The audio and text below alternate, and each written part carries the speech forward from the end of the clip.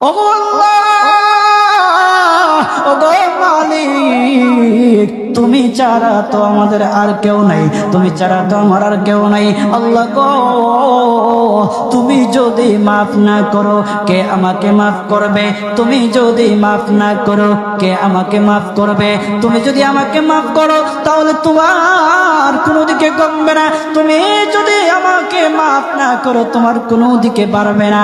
আল্লাহ গো, তুমি আমাকে মাফ করে দাও। সারাটা জীবন অন্যায় কাজ করেছি, সারাটা জীবন নাফরমানি করেছি, আমার কাছে কালেমার দাওয়াত কম আসে নাই, আমার কাছে কালেমার দাওয়াত কম আসে নাই, আমাকে লোকেরা কম বোঝায় নাই।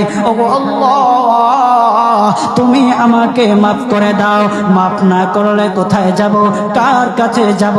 বাবা যখন মারে তখন মার কাছে আশ্রয় নেওয়া যায়, মা যখন প্রহার করে তখন বাবার কাছে আশ্রয় নেওয়া যায়, বাবা মা যখন প্রহার করে তখন দুনিয়ার কারো না কারো কাছে আশ্রয় নেওয়া যায়। ওগো আল্লাহ, ওগো মালিক, তুমি যদি আমাকে মারো, তুমি যদি আমাকে আযাব দাও, ওগো আল্লাহ, কার কাছে যাব, কার কাছে গিয়া মাফ চাইবো? ওগো আল্লাহ, মেহেরবানি করে মাফ করে দাও।